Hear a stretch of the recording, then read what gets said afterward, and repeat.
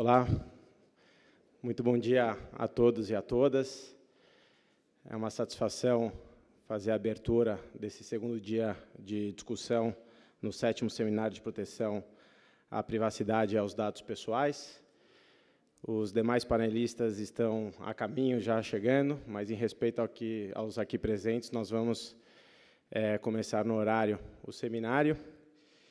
Eu vou fazer uma breve contextualização da pauta aqui do nosso primeiro painel, que é Internet das Coisas e Cidades Inteligentes, eficiência da gestão pública vis-à-vis a proteção das garantias constitucionais. E queria agradecer, primeiramente, o convite ofertado pelo Comitê Gestor da Internet. Eu, como advogado e professor de Direito Digital, é uma honra representar a Federação do Comércio do Estado de São Paulo. Então, agradeço ao professor Demi, agradeço ao Bruno Bioni, agradeço a Kelly e espero poder moderar esse painel junto aqui com os meus demais colegas, trazendo aí bastante discussão de um tema tão relevante e importante como esse, que é justamente a Internet das Coisas e Cidades Inteligentes. E é interessante notar que essa discussão teve como um marco paradigmático, talvez, em termos jurídicos, inclusive aquela famosa decisão que aconteceu na Corte Constitucional da Alemanha em relação ao debate e à conclusão da decisão da inconstitucionalidade parcial em relação à realização de um censo democrático no país que designou ali, teve um marco em relação ao princípio da autodeterminação informativa, que confere aí, efetivamente, ao indivíduo o poder de ele próprio decidir acerca da coleta, do tratamento e da divulgação dos seus próprios dados. Então, é uma questão inerente em relação às grandes metrópoles, como São Paulo, uma questão que é inerente em relação a um período que nós vivemos de crise econômica, de aumento populacional, de aumento da poluição, o tratamento de dados em relação à gestão de uma cidade como a nossa, tendo como grandes exemplos aí outras cidades mundiais como um todo. Inclusive, de acordo com a estimativa da McKinsey, que é uma das empresas que fazem parte do consórcio do Plano Nacional de Internet das Coisas, o impacto econômico da tecnologia até 2025 poderá atingir até 11 trilhões de dólares nos mais diversos setores. E aí nós temos esses setores, que são, por exemplo, da saúde, como monitoramento remoto de pacientes, quartos inteligentes, monitoramento e otimização da disponibilidade de equipamentos de diagnóstico, no setor agrícola, irrigação de precisão, monitoramento de solo, rastreamento de alimentos. Nós temos nos bens de consumo e no varejo, como engajamento com o cliente por meio de monitoramento de comportamento de compras, monitoramento de lojas físicas, por meio de acesso Wi-Fi, beacons, por exemplo, monitoramento de condições de calor, ventilação de ar-condicionado, também em lojas físicas. Nós temos toda uma cadeia de Internet das Coisas na área de logística, como monitoramento de cargas para identificação de danos ou de roubos, monitoramento do comportamento do motorista. E nós temos toda a questão voltada também aqui para a nossa pauta, que são as cidades inteligentes. Centros de monitoramento de emergência integrados para serviço policial, bombeiros, guarda civil e previsão meteorológica, monitoramento de frotas conectadas de transporte público para otimização de rotas, monitoramento de rede de abastecimento de água por meio de sensores que detectam a precisão de pontos de falha, monitoramento de rede de abastecimento de energia, integração de meios de transporte público para incremento na agilidade da locomoção. E é importante ponderar nesse início que esse Plano Nacional da Internet das Coisas, capitaneado pelo BNDES, ele divulgou um relatório em julho de 2017 de priorização das verticais e horizontais deste plano, dando notas em relação a diversos pontos relacionados à Internet das Coisas para as cidades. E aí, a nota do consórcio para a melhoria de qualidade de vida para as cidades inteligentes foi nota 10. A nota do consórcio para a diminuição do impacto ambiental foi nota 10. A nota dos especialistas para a melhoria de qualidade de vida também foi nota 10. Para a diminuição do impacto ambiental, também foi nota 10. Ferramentas para investimento, financiamento e fomento, nota 5,2. Ambiente regulatório relacionado com as aplicações de internet das coisas, nota 5,5. E segurança, nota 6. E aí, na visão dos diversos critérios de capacidade de desenvolvimento da vertical cidades, eu vou pontuar aqui algumas questões para pautar o início da nossa discussão. Privacidade de dados para cidades inteligentes, pontuação 5. Segurança, pontuação 6. Ambiente regulatório relacionado com as aplicações de internet das coisas, nota 6.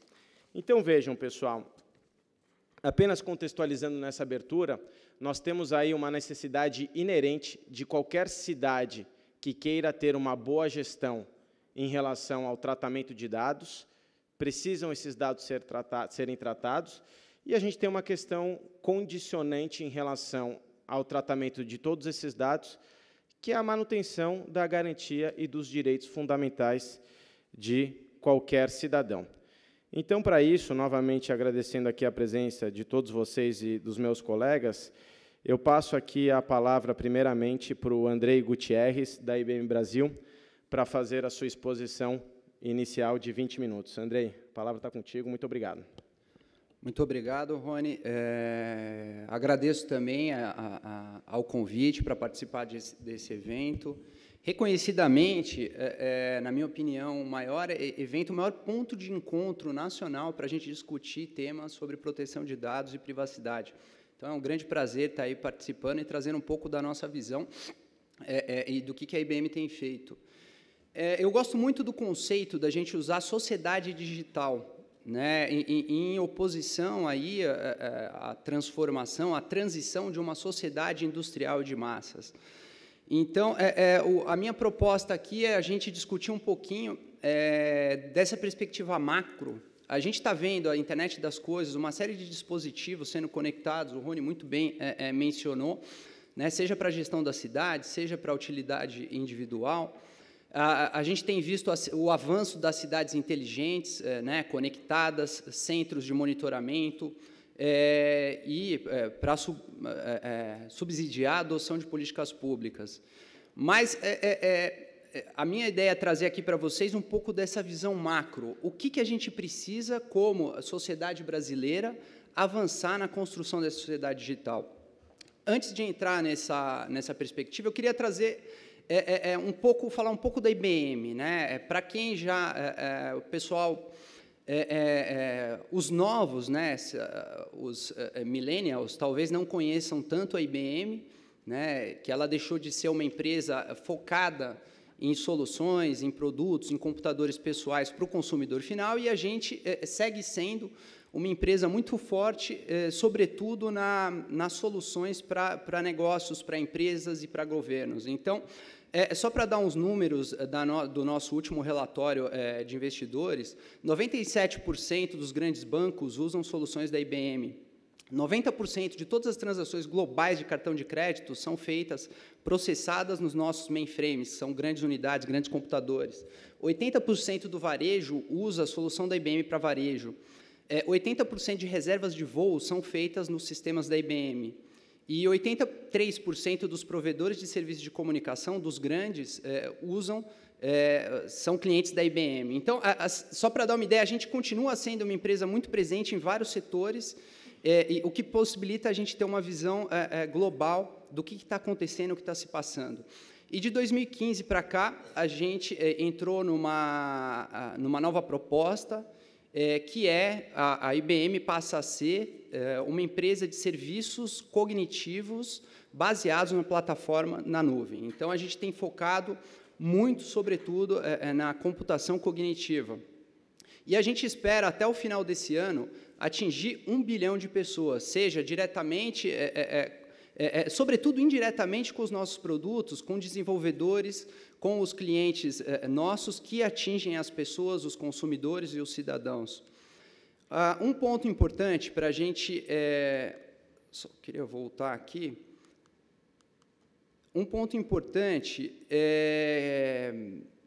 que quando a gente entra em computação cognitiva, para pincelar aqui, depois a gente pode entrar um pouco mais no debate, é como que a computação cognitiva pode ajudar governos. Então, a gente tem trabalhado muito isso, seja no relacionamento com o cidadão, o uso de computação cognitiva permite você entender linguagem natural, então, você pode ter chatbots prestando serviços para o cidadão, tirando dúvidas, você pode usar a massa de dados que um governo, por exemplo, tem, para você gerar insights, para você fazer descoberta de tendências. Eu vou falar aqui um pouco do modelo da Estônia, onde eles fazem data mining para melhoria de políticas públicas.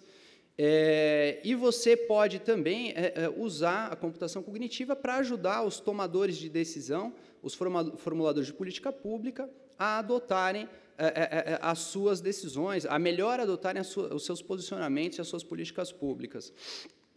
Privacidade, para a gente, é um tema muito importante. Para quem não sabe, a IBM foi a primeira empresa global, nos anos 70, comecinho dos anos 70, a ter um código interno de privacidade.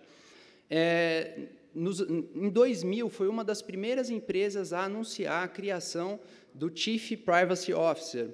E, em 2005, a gente adotou uma posição global de não discriminação genética. Então, é um tema que, para a gente, é muito sensível e muito importante.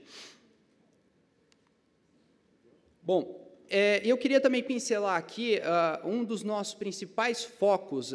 O nosso modelo de negócio, diferente de outras empresas, não foca no consumo de dados. Então, esse é um ponto importante. A gente se posiciona basicamente como uma empresa conhecida aí no business to business, né? A gente não tem focado o consumidor final. E quando a gente presta um serviço para uma empresa, para um governo, é importante mencionar que os dados que a gente processa, seja o Watson, que é a nossa plataforma de computação cognitiva, ou a nossa nuvem, esses dados não pertencem à IBM, esses dados não ficam com a IBM. E esses dados não são importantes para o modelo de negócios da IBM. O nosso foco é, sobretudo, na solução, como a gente vai fornecer essa solução para os clientes usando computação cognitiva. Bom, para falar no Brasil, a IBM está no Brasil há mais de... esse ano a gente está completando 100 anos, né, uma empresa de tecnologia aí, já está na estrada há um bom tempo, e a nossa primeira atividade aqui foi subsidiar o governo brasileiro a fazer o censo demográfico de 1920. Então, na época, as máquinas tabuladoras da IBM vieram aqui para ajudar o governo a fazer o primeiro censo demográfico, que foi... aqui a gente já entra no nosso foco, que é gestão pública, né, e proteção dos direitos fundamentais, nesse contexto mais amplo da internet das coisas, das cidades inteligentes. E os dados estatísticos são muito importantes. Os dados, né, hoje a gente fala em dados, né, que a coleta é uma outra dimensão, em tempo real, numa escala muito maior, mas esses dados já vinham sendo tratados, no caso do Brasil, já desde 1920, quando a gente pega o censo, e são muito importantes para a formulação de políticas públicas, né, como a colega aqui vai poder entrar um pouco mais no detalhe. Então, seja educação, saúde, formação profissional, a mobilidade urbana, segurança pública, gestão de resíduos e afluentes, iluminação pública, asfaltamento e calçadas, toda a manutenção da vida de uma cidade, de um governo que está prestando serviço para os cidadãos, depende de informação. E é interessante, eu fui um pouco atrás desse histórico, e a gente tem a legislação feita no governo militar, mas os dados são tão importantes para o governo que, não sei se os senhores têm conhecimento, mas se os senhores se negarem a prestar uma informação para o IBGE, seja um censo demográfico ou estatístico, os senhores podem ser penalizados com uma multa de até 10 salários mínimos e, no caso de reincidência, de 20 salários mínimos, e não estão isentos de prestar informação. Então, a Lei 5.534, de 1968, ainda está em vigor, entendendo por que isso é importante para o governo, ter uma dimensão, lógico, outros tempos vivemos, né? A coleta de dados é outra, né? A nossa sociedade, a democracia, o regime político é outro, mas os dados continuam sendo importantes para a tomada de decisão da gestão pública. E eu queria trazer aqui, para pincelar um pouco, um modelo macro que eu acho importante, de construção da sociedade digital, que é o modelo da Estônia, para a gente não ficar um pouco na divagação.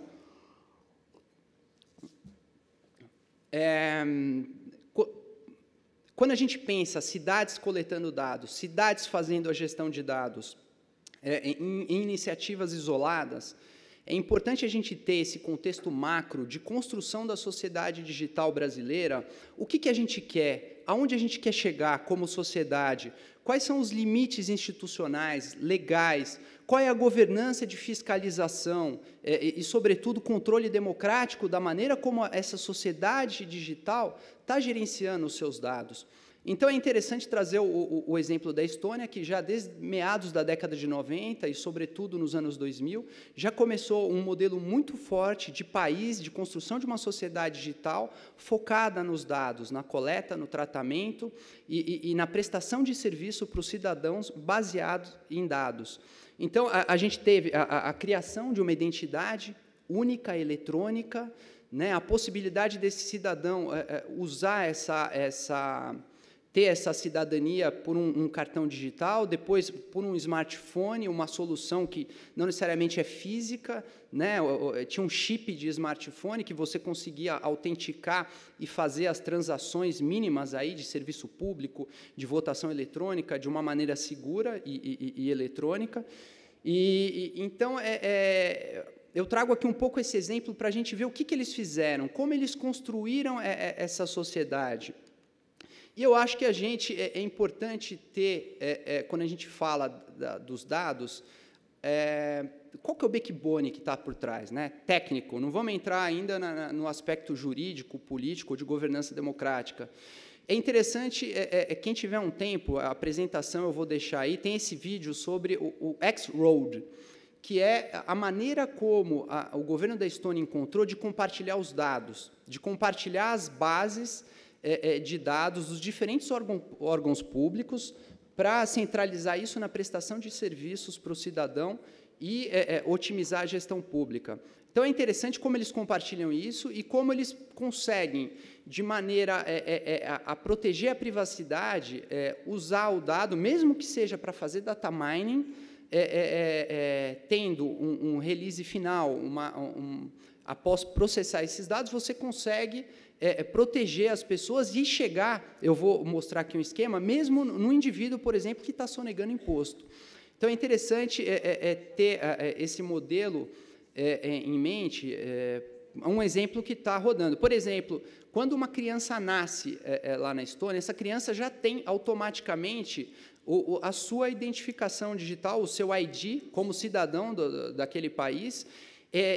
Esse ID já garante àquela criança o sistema público de saúde, esse ID já é enviado, né, essa informação dessa criança está associada aonde os pais moram, aonde vai ser necessário ter uma creche, dali a um tempo, aonde o ensino público, as escolas, daí a 5, 6 anos, vão ter que se preparar, né, para contratar professores naquela região, porque está chegando mais um estudante. Então, tudo de maneira automática, sem ter papel, sem ter burocracia, você consegue fazer uma gestão focada no cidadão. E eu não sei se os senhores têm conhecimento, mas, por exemplo, na Estônia, 99% de todos os serviços públicos já são servidos de maneira digital. Você só não pode, se eu não me engano, casar, se divorciar, comprar ou vender um imóvel. O resto, todas as operações são possíveis, segundo o governo da Estônia, serem feitas de maneira digital. 30%, eles começaram a avançar a meados de 2000, 2005, na questão da votação eletrônica. 30% dos votos já são feitos de maneira eletrônica. Então, é uma sociedade que tem apostado, né, que o futuro é a sociedade digital, que não tem como você fugir desse modelo, e vamos construir essa infraestrutura. Então, outros exemplos aqui que eu trouxe, o exemplo da saúde, que são dados pessoais sensíveis, né? 95% dos registros de saúde são todos eletrônicos. Então, por exemplo, um raio-x que você tira, né, para a gente pegar um conceito de IoT, que já está associado à sua identidade de cidadão, esse raio-x já automaticamente vai para uma base de dados que está em blockchain, aonde você tem o controle desses dados, você pode acessar todos os dados que todas as redes de governo têm sobre você e, eventualmente, você pode retificar esses dados. Então, tem uma experiência de empoderamento do cidadão muito forte. E esses dados, nessa base que está criptografada em blockchain, eles podem ser, e eles geram dados estatísticos sobre tendências, para controle de epidemias, para gestão de recursos, né, da própria área da saúde, onde vão estar os postos de saúde, para melhor servir a população. E o data mining, como eu mencionei, eles usam essas informações, né, que estão compartilhadas em um único sistema, que eles conseguem fazer essa interoperabilidade para extrair insights e dados para apoiar a gestão da política pública. Eles não querem saber quem é o fulano X ou Y, mas sim quais são as tendências, o que está acontecendo. Alguns casos isolados, por exemplo, de que o governo quer sim chegar no cidadão. Você tem que é o caso que eu vou citar aqui de sonegação de impostos. Então, por exemplo, você tem a declaração de impostos, qualquer compra ou transação acima de €1.000 tem que ser declarada. Então, o indivíduo que declarou que comprou e tem o indivíduo, a empresa que declarou que vendeu, essas informações são declaradas, né, para a receita deles, vai no sistema que é descentralizado em blockchain, que não está num servidor único, esse sistema faz o tratamento anônimo daquela massa de dados. Caso isso tenha uma irregularidade, volta e sai o nome ali no final, quem foi o indivíduo ou os indivíduos que estão numa situação irregular. Então, é uma maneira que eles encontraram de você fazer um data mining, fazer um processamento, uma gestão em blockchain, de maneira a proteger a privacidade, mas, se for necessário, você volta ao indivíduo para, no caso aí da prestação de imposto de renda, para você chegar e corrigir alguma eventual distorção. E na arquitetura, só eu queria mencionar, é importante a gente ver o que está por trás, né? O que está por trás de um sistema, da construção de uma sociedade digital. E aí eu volto aqui ao meu ponto inicial, que não basta a gente pensar micro, no âmbito da cidade, no âmbito das soluções, né? É preciso que a gente pense, mais uma vez, como estamos construindo a nossa sociedade digital. Então, você pega, eu posso compartilhar com quem quiser depois, qual que é o marco legal, a infraestrutura jurídica que está por trás. Então, você tem desde legislação, são várias leis, se eu não me engano, um conjunto de mais de 10 leis, de transparência, de empoderamento do cidadão, de o registro civil único, de proteção de dados pessoais. Então, você tem de segurança da informação, governança da informação, é muito importante. Quais são as informações que são estratégicas para o Estado daquele país? Quais são as informações que podem ser abertas, quais não podem? Então, e como que cada órgão público está fazendo a gestão da sua informação. A gente vê aqui no Brasil, a gente tem diferentes leis, né, em diferentes compassos, né? A gente tem o Marco Civil da Internet, eles têm uma legislação lá na Estônia sobre comunicações eletrônicas, que resolveu o que a gente resolveu aqui com a neutralidade da rede, com o Marco Civil da Internet. Então, o que eu vejo é que, ao invés de iniciativas isoladas, você tem todo um esforço coletivo e centralizado para chegar a uma sociedade digital. Na questão da governança, que eu queria também falar um pouco aqui,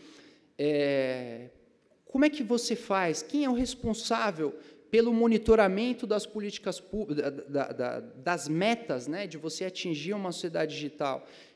Qual é o papel de cada ministério? né? Como é que você cria uma entidade de proteção de dados pessoais?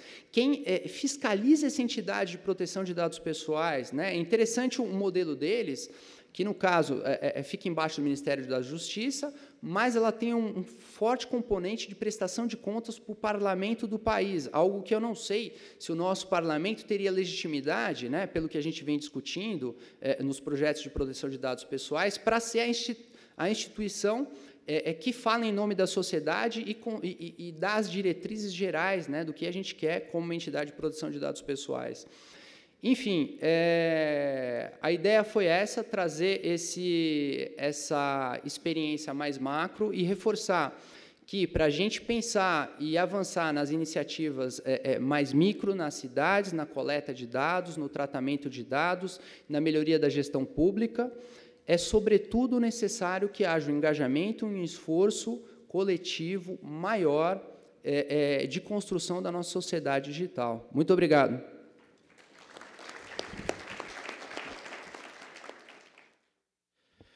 Muito obrigado, Andrei, pela sua explanação. Depois a gente terá mais tempos para debates. E é interessante notar, eu, enfim, estudo esse tema também há pelo menos 15 anos, portanto, como vocês podem ver, eu sou novo desde que eu sou estagiário. Mas eu acho que o que mais me marcou mesmo em relação a essa questão de proteção de dados para finalidade pessoal foi quando eu tive meus filhos. Eu tenho gêmeos que vão fazer 1 ano de idade agora. E aí eu estava para decidir se eu colocava câmeras de monitoramento na minha casa ou não, né? E aí eu pensei, meu apartamento inteiro monitorado, para onde vão esses dados? Qual é a proteção disso? Qual que é a segurança que vai ter? Se eu começar a pensar e fazer aqui um Data Protection Impact Assessment, eu jamais vou fazer isso. E aí a gente pensa no cenário de cidades inteligentes e trazendo isso para o macro como um todo. Estou falando dentro da minha casa, que é extremamente sensível, dentro de um ambiente privado. Imaginem esses postes de iluminação em que tem beacon location, sensor de iluminação, leitor de placas, câmeras de circuito fechado, sensor de tráfego de pedestres, reconhecimento facial. Enfim, uma coisa é quando a gente ia lá na academia e colocava o nosso fingerprint, né? E eu não sou nenhum paranoico tanto com essas questões, né? Mas imagina só na academia de ginástica colocar o seu dedo ali com o fingerprint. Para onde que vai aquela informação? Será que está protegida? Vai lá para debaixo da mesa, ali num computadorzinho. Que proteção que tem aquilo? E quando a gente muda isso para um reconhecimento facial, em que pode ser utilizado diversas características biométricas, a gente pode ter uma exposição muito maior. Não em relação à demonização da utilização desses dados, porque eles são mais do que necessários, novamente, para a gestão da administração pública. Mas, efetivamente, se a gente não pensar em um conceito de privacy security by design, a gente corre um risco muito grande de transformar essas cidades inteligentes em um verdadeiro perigo. Enfim, passo a palavra agora para a Jaqueline de Souza Abreu, do Internet Lab. Jaqueline, a palavra está contigo. E agora voltou aqui o cronômetro para você, porque eu consumi um pouco do seu tempo. Muito obrigada pela sua participação. Obrigada, Rony. Eu quero começar agradecendo ao pessoal do CGI, que me fez o convite, na pessoa do Bruno. Minha segunda vez aqui, estou muito feliz por isso. E também quero cumprimentar os demais colegas da mesa. Fico muito honrada de dividir esse painel com vocês. E, é claro, todos vocês que vieram vencendo para cá. Para quem não me conhece, meu nome é Jaqueline, eu sou pesquisadora, coordenadora do projeto de privacidade e vigilância no Internet Lab, um centro de pesquisa em Direito e Tecnologia, e a minha apresentação hoje é uma reação imediata ao tema do painel, né, que é a Internet das Coisas e Cidades Inteligentes, eficiência da gestão pública vis-à-vis a proteção de garantias constitucionais. E, para já tirar isso da frente, eu gostaria de dizer aqui algo que eu acho que todos nós estamos de acordo. É claro que nós queremos cidades mais inteligentes, ou pelo menos cidades menos burras, e que sejam, então, mais eficientes, que melhorem a qualidade de vida dos cidadãos, mas nós queremos tudo isso sem o esfacelamento completo das nossas garantias constitucionais, né? Eu também não estou aqui para negar promessas das cidades inteligentes. As cidades inteligentes são montadas em cima de 3 tecnologias fundamentais: Internet das Coisas, Big Data, Cloud Computing, e essas tecnologias juntas podem, sim, trazer muita eficiência para a gestão pública. E eu trouxe aqui uma foto que eu acho que é bastante representativa e simboliza isso. Nessa foto que vocês estão vendo, tem 3 funcionárias do sistema de transporte de Londres. Essa é uma foto de 1939, E o que elas estão fazendo é analisando bilhetes de viagem de londrinos naquela época. Esses bilhetes foram separados por um período de 3 dias e depois foram analisados por 6 meses. Por quê? Porque o sistema de transporte de Londres queria entender os padrões de mobilidade dos londrinos naquela época. Hoje, pulando para 2017, a gente pode fazer esse mesmo tipo de análise, que naquela época só conseguiram analisar de 3 dias, num período de 6 meses, praticamente em tempo real. Então, é claro que a tecnologia sendo usada na gestão de cidades pode trazer muita eficiência e nós queremos isso. Agora, uma cidade que está ancorada em milhões de sensores, em aparelhos e sistemas conectados à internet, que estão gerando incessantemente dados, e esses dados sendo analisados, e depois informando políticas públicas, ou seja, informando decisões que impactam a vida das pessoas, não é algo que está livre de riscos para garantias constitucionais. E aqui eu citei apenas algumas, privacidade, proteção de dados pessoais, segurança, igualdade, devido processo legal. Por questões de tempo e escopo, eu vou falar apenas da primeira, privacidade e proteção de dados pessoais. Qual é, então, o contexto regulatório quando a gente começa a pensar em privacidade e cidades inteligentes? Nós temos uma Constituição Federal que tem uma linguagem que está fortemente atrelada a uma noção de privacidade como a faculdade do indivíduo de retrair determinados aspectos da sua vida do conhecimento público. A Constituição fala em proteger a intimidade, proteger a vida privada, proteger o domicílio, proteger o sigilo de comunicações. Ou seja, é uma noção de privacidade que está na Constituição e que formou muitos reguladores e muitos juízes e muitos policymakers, que revela que está apegada a uma noção de privacidade como proteção de determinados espaços e domínios privados. Qual é o problema disso quando a gente está falando de cidades inteligentes? É que cidades são essencialmente espaços públicos. E nesses espaços públicos a gente sempre admite que as pessoas efetivamente têm uma menor expectativa de privacidade, no sentido de que eu sempre pude olhar para as pessoas que estão ao meu lado na rua e ver o que elas estão fazendo. Mas em que a gente tinha nas cidades um outro tipo de privacidade, que era a obscuridade, ou seja, nós éramos todos estranhos uns aos outros. Eu não conheço quem está do meu lado, a história dessa pessoa, apesar de poder ver o que ela está fazendo.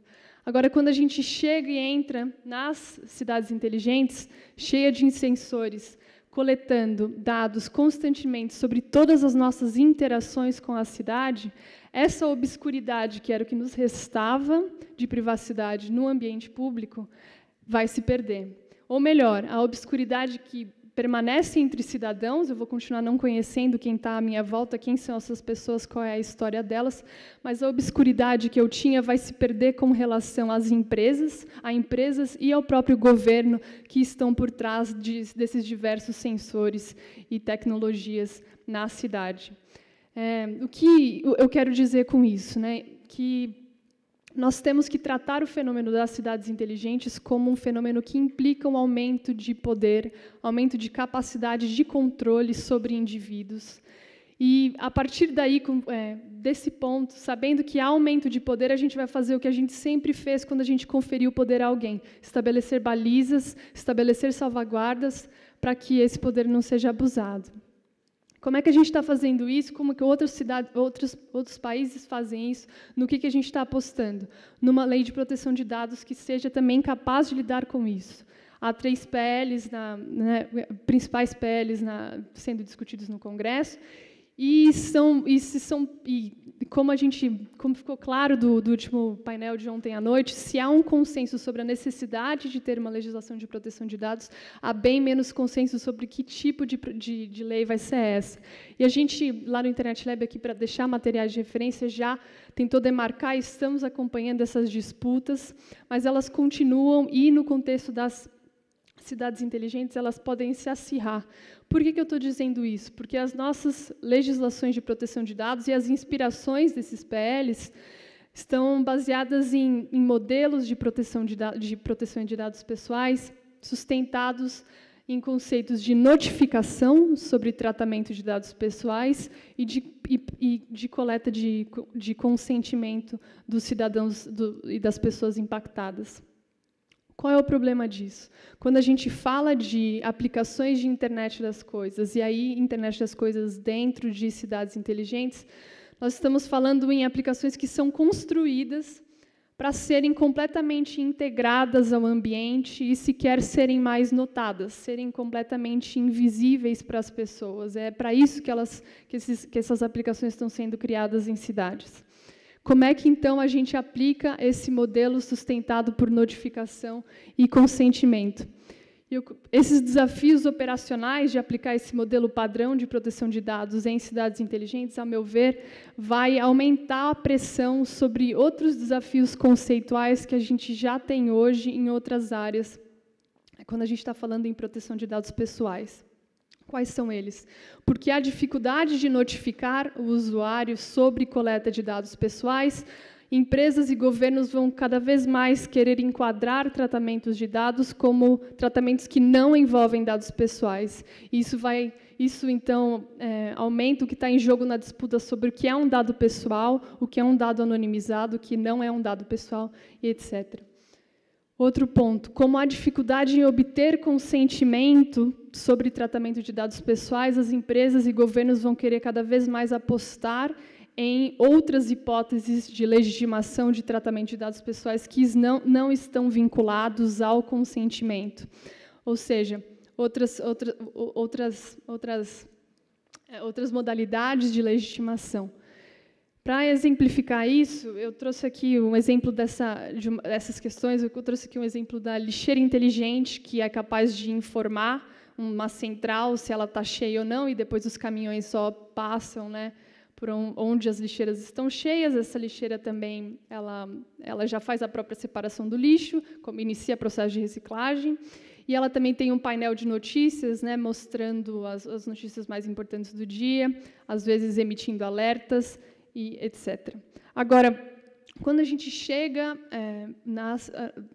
quando a gente olha exemplos do que tem acontecido em outras cidades do mundo e o que já tem acontecido aqui no Brasil, é que as aplicações de internet das coisas em cidades nunca estão parando por aí.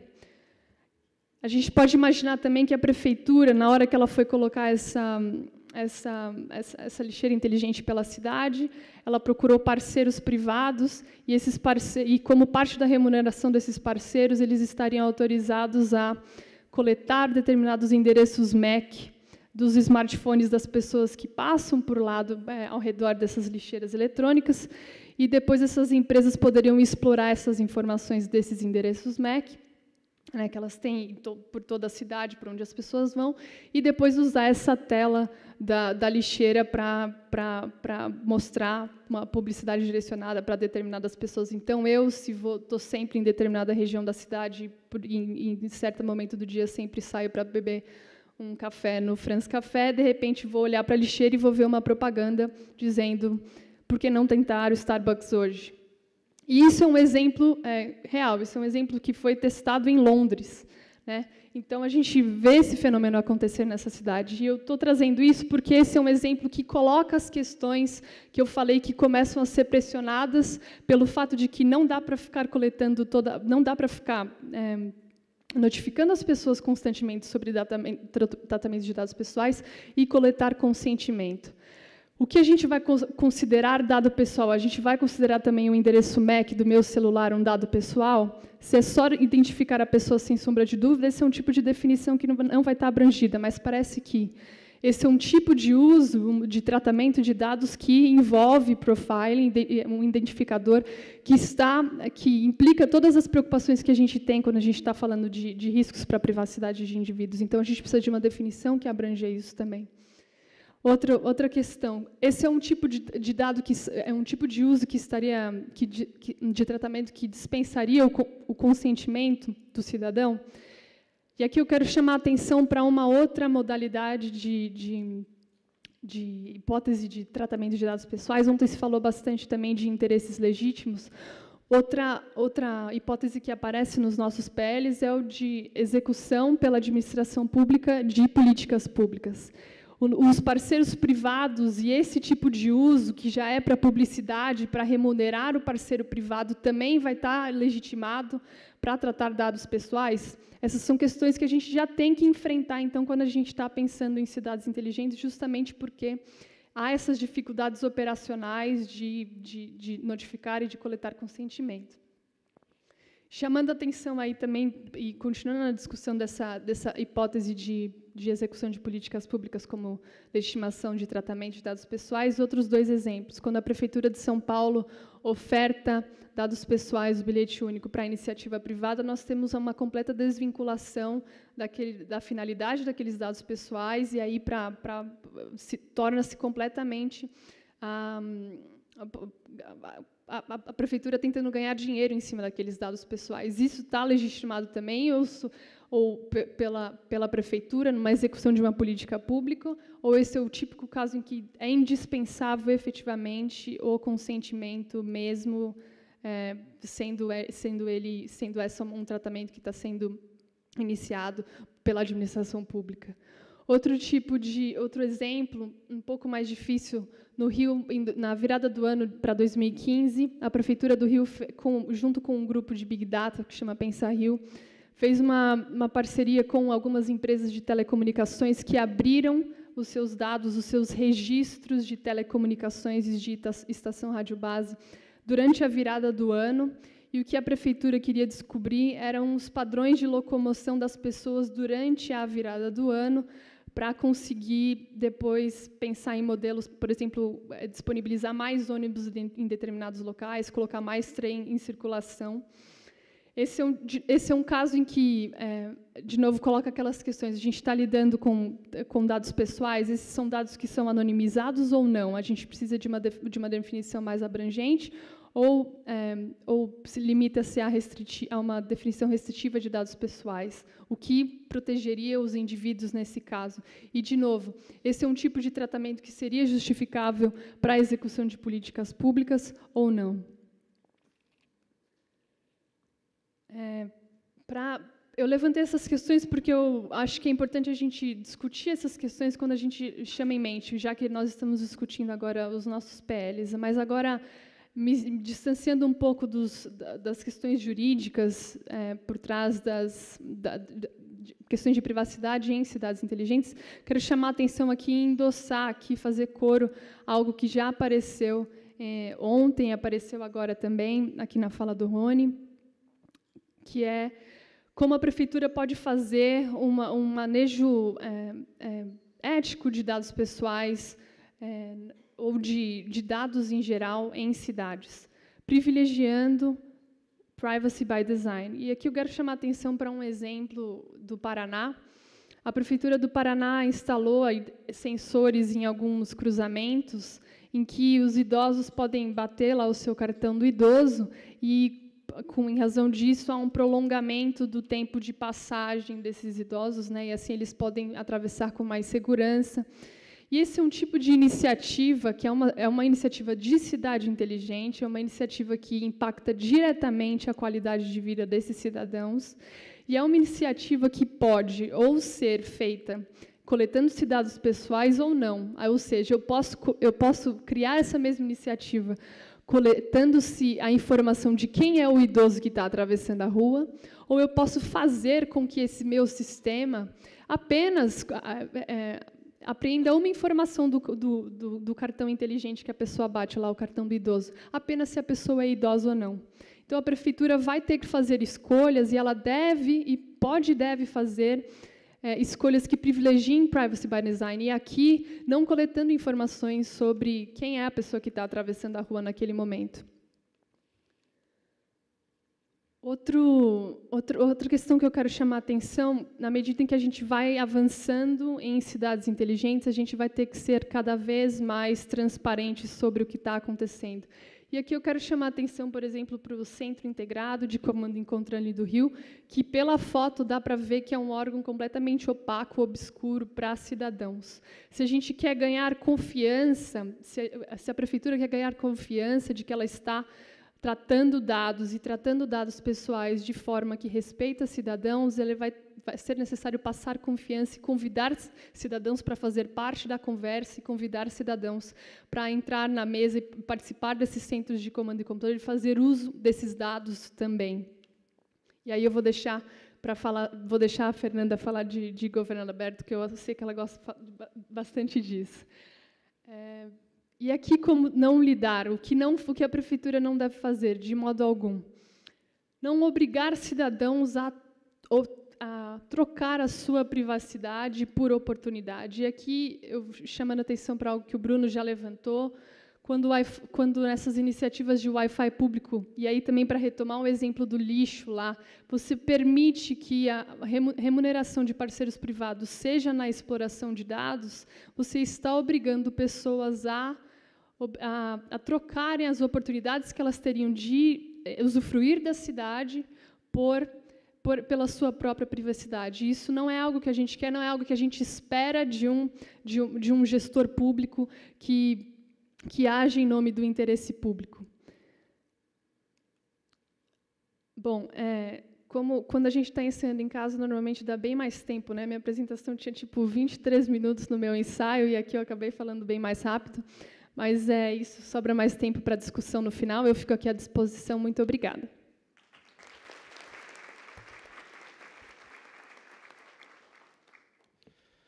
Muito bom, Jaqueline. Muito obrigado pela sua exposição. Acho que essas questões dos limites da devolução do tratamento, da coleta e do tratamento de dados pela administração pública para prestar o seu serviço como órgão público, e a partir de qual momento que esse tipo de limite ele é extravasado e começa esse tipo de interferência entre público e privado, realmente é um dos pontos mais sensíveis aqui de discussão. E eu acho que isso entra bastante no que você comentou mesmo, da diferenciação de conceituação do que seria dado pessoal ou não, né? Na União Europeia, por exemplo, a gente tem aquele conceito de que dados estritamente anônimos, ou seja, que é impossível fazer a reversão para identificar quem seria aquela pessoa, não seriam considerados dados pessoais, mas dados pseudo-anonimizados, sim, quando é possível fazer aquela reversão. E aí você mostra o exemplo dos idosos passando o cartão inteligente, que seria esse conceito de dados anônimos em si, e dá essa viabilidade. E também do data minimization, né? Ou seja, limitar a coleta dos dados pessoais que sejam relevantes e necessárias de acordo com o legítimo propósito oferecido. E aí, quando a gente tem no conceito de cidades inteligentes e administração pública, quais que são esses legítimos propósitos oferecidos? Ou seja, é justamente gerir uma cidade de uma forma melhor com o tratamento desses dados todos. Enfim, muito obrigado pela sua exposição. Quero passar a palavra agora para pegar aqui o meu roteiro de ordem. Para a Fernanda Campagnucci, da Secretaria Municipal de Educação de São Paulo. Muito obrigado pela sua presença, Fernanda. A palavra está contigo. Obrigada. Tem que ligar aqui, pronto.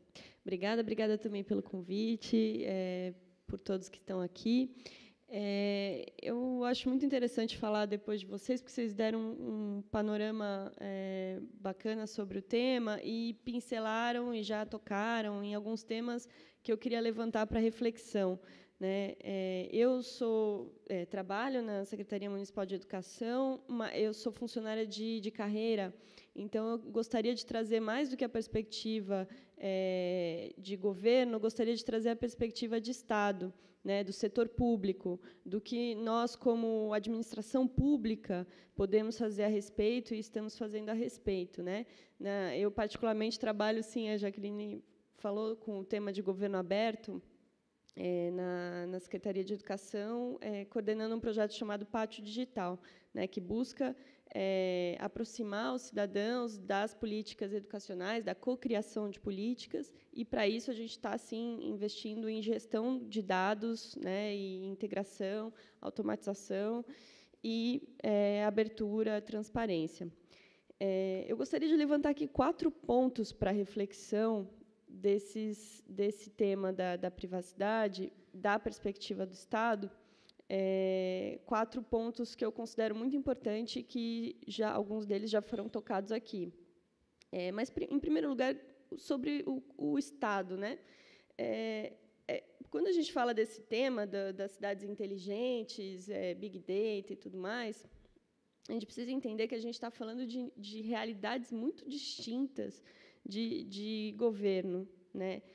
Em primeiro lugar, já aqui no cenário nacional mesmo, de níveis de governo, né? Quando a gente fala de governo federal, de governo estadual e de governos municipais, né? Mesmo municípios pequenos, agora, em São Paulo, a gente tem a convivência ainda de realidades pré-governo eletrônico. A gente ainda tem processo em papel, a gente ainda tem muita dificuldade de integrar sistemas, de extrair bases de dados de sistemas. Então, é importante a gente ver também o estágio de desenvolvimento dessas políticas de cidades inteligentes, né, desses mecanismos.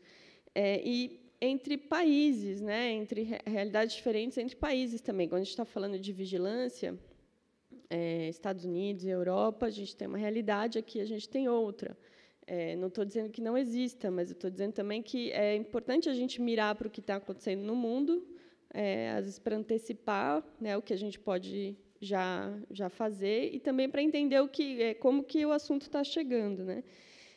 E outro ponto ainda dentro dessa primeira questão sobre o Estado é que a gente às vezes fala muito, põe o foco na coleta do dado pelo Estado, mas a gente tem que ver também como as corporações estão infinitamente à frente desse tema de coleta de dados pessoais. E que, diferente do Estado que a gente está discutindo, a proteção, pelo menos a gente está propondo, né, projetos de lei, discutindo a regulação, a gente não vejo essa discussão tão fortemente sobre a regulação do comércio de dados pessoais que são legalmente coletados nas nossas interações com os nossos smartphones e tudo mais que a gente faz e usa. Por que eu estou falando isso? Porque essa também é uma questão da relação público e privado. Hoje você tem a figura dos data brokers, que são os corretores, negociadores de dados, que são figuras que vendem dados, muitas vezes, para o Estado. Então, a gente, mais do que falar do Estado produzindo, coletando dados dos cidadãos, a gente tem que falar, muitas vezes, do Estado comprando dados. Quando que isso acontece? Por exemplo,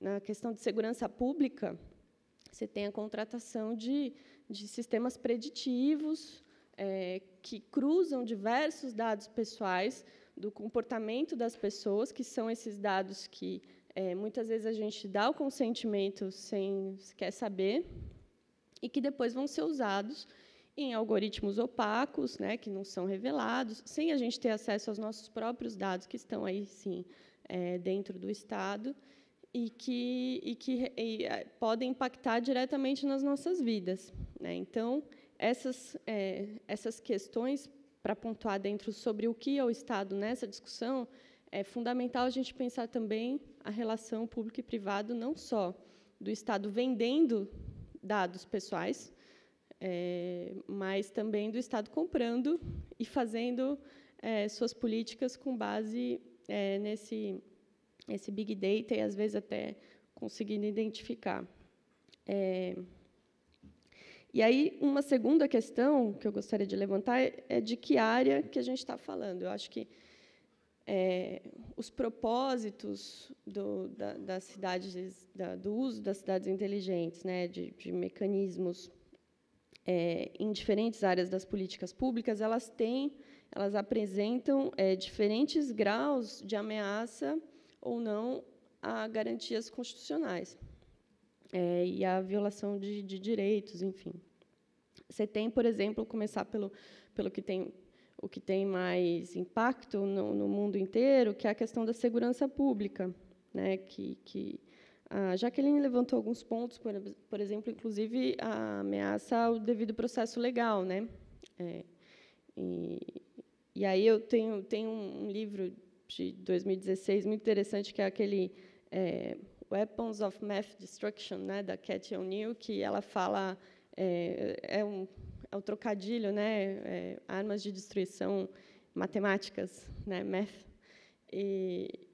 e ela fala sobre como esses algoritmos que estão determinando, muitas vezes, ou as decisões, ou até estabelecendo modelos de como o sistema de justiça vai operar, sem transparência, são extremamente nocivos, né? Porque eles têm impacto na vida, eles são massificados, né?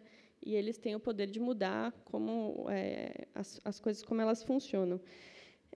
Mas aí você tem outras áreas também que as cidades inteligentes estão sendo usadas. Saúde e educação, por exemplo, o Andrei ele falou sobre a questão dos benefícios de você acompanhar a trajetória de um indivíduo na saúde, né, por exemplo, que hoje o SUS mesmo não é um sistema unificado, né, embora seja no nome, os sistemas que a gente tem, os dados, a gente tem muita dificuldade de integrar. Então você vai no posto de saúde aqui, depois você faz um exame lá, uma cirurgia, e esses dados, quando a pessoa retorna uma consulta, dificilmente o profissional de saúde vai ter acesso a esse histórico dela. Agora, isso poderia beneficiar o tratamento. E aí o Andrei falou num ponto bastante importante, que é o acesso, o conhecimento que o cidadão tem a respeito desses dados que estão sendo coletados, né? E como que mecanismos como blockchain, por exemplo, podem ajudar nisso. Então, acho que tem essas gradações também entre as áreas e os usos que se aplicam. Zeladoria urbana, e aí, de novo, a Jaqueline também trouxe a questão das lixeiras, aparentemente inofensivo, mas há modos e modos de fazer. Né? Então, quem seria contra uma lixeira que avisa quando está cheia? Olha só a eficiência. O que a gente tem que prestar atenção é o como, né? O processo de implementar. E aí, uma questão que me é bastante cara, que é a questão da participação social. Hoje, a gente tem muita dificuldade de saber como chegar nas pessoas para que elas conheçam determinadas ações do governo e participem, né, de orçamento, da definição do orçamento, do programa de metas, os próprios processos que a gente está fazendo lá no Pátio Digital. Como é que a gente chega nas pessoas? Né? A Secretaria Municipal de Educação tem um cadastro que é extremamente frágil. Eu tenho certeza que esses dados sobre essas mesmas pessoas estão muito mais bem enriquecidos em outras bases de dados que não estão no governo, mas no governo a gente tem muita dificuldade de chegar aos pais e mães de alunos, por incrível que pareça, para avisar, por exemplo, que a gente quer fazer uma consulta pública sobre a qualidade do uniforme, ou para avisar que a gente quer convidá-los para rediscutir a questão da merenda, né? Então, a gente não tem essa mediação e não faz ainda o uso de dados dessa maneira como poderia.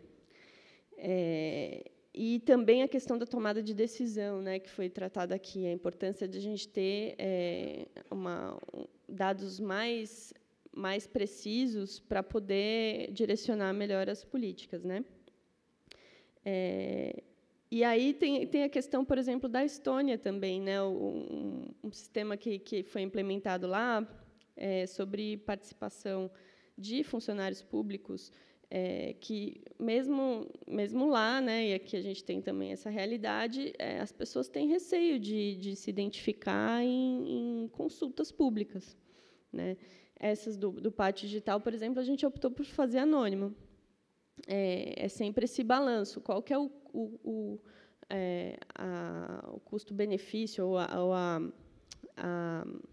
quais custos que a gente está impondo a um processo de participação que vão fazer as pessoas interagirem mais ou menos. E a gente identificou que a questão de se identificar seria um custo a mais para o processo, né? Então,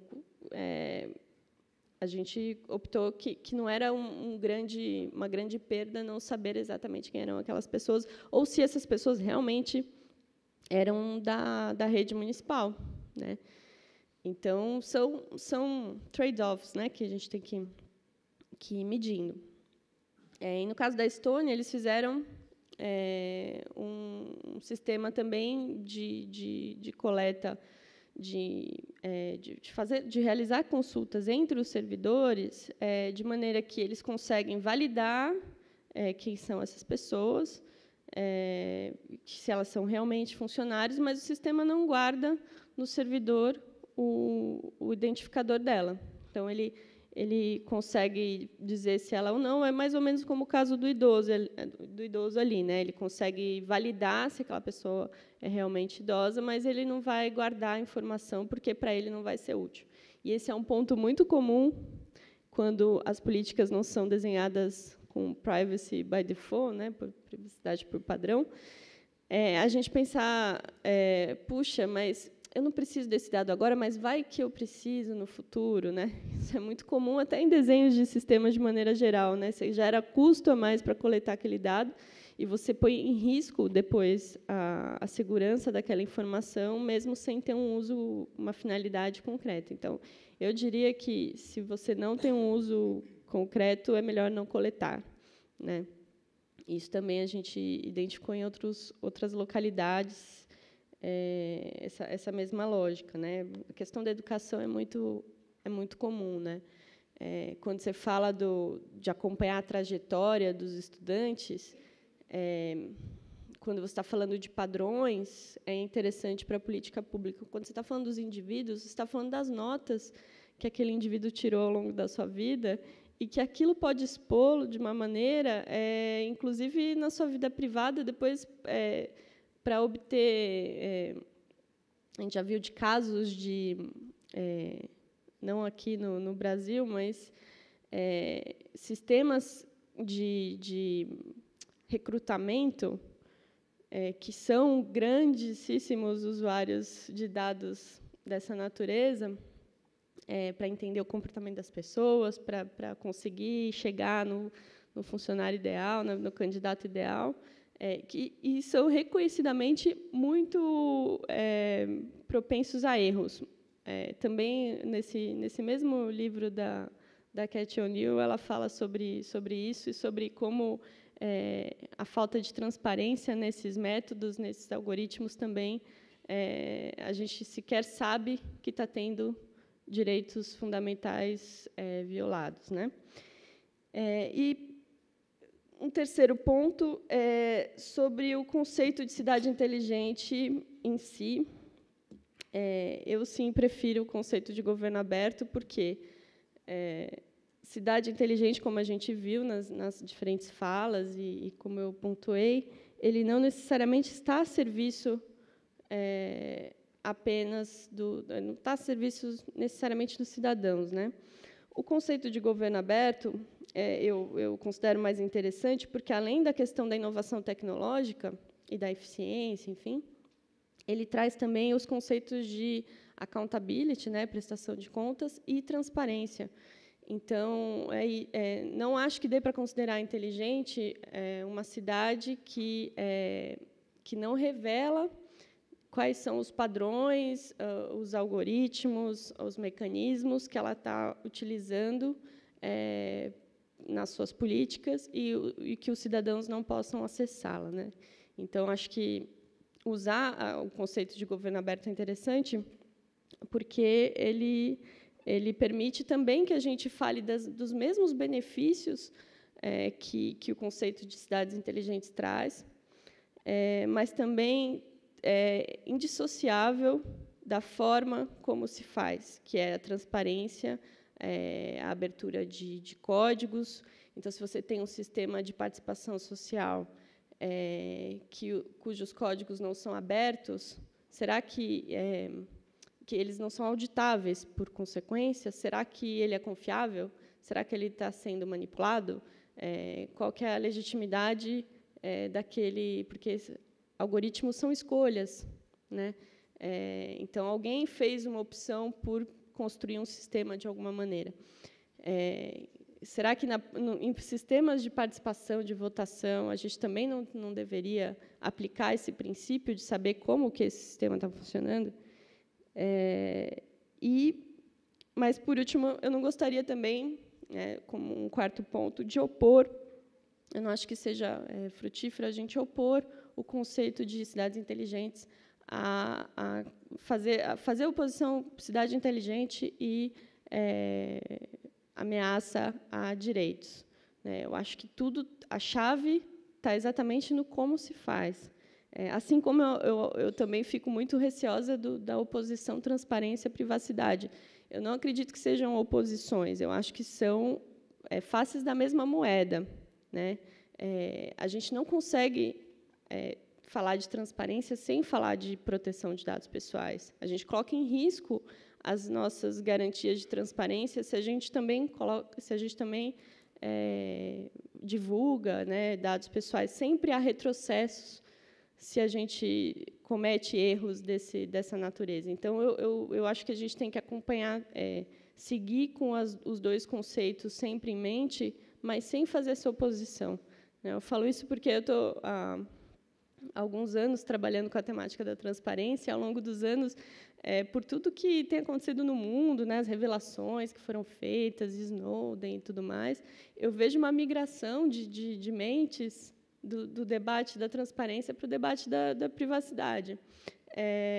E, é claro, e a ênfase que a gente está dando e eu acho que está certo, para a questão da privacidade, mas eu não acho que a gente vai avançar na privacidade se a gente não avançar na transparência também, porque a transparência é que vai permitir dizer como que os governos estão lidando com as corporações e como que eles estão tratando os nossos dados. Então, eu fico muito receosa quando a gente opõe esses pares de conceito.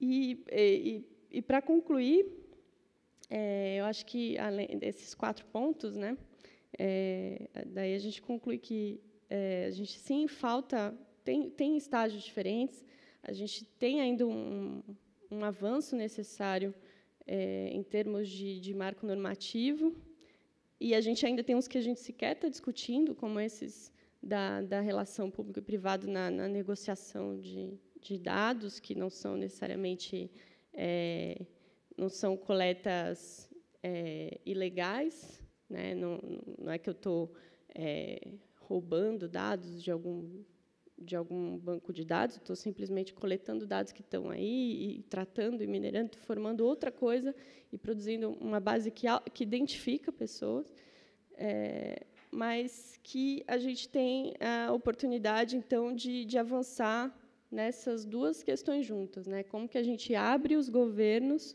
ao mesmo tempo em que a gente garante a privacidade dos cidadãos. Eu acho que a chave é justamente em como a gente entende as cidades inteligentes e como a gente implementa elas. Então, são questões para debate, não são respostas, mas eu gostaria muito de ouvi-los também sobre isso.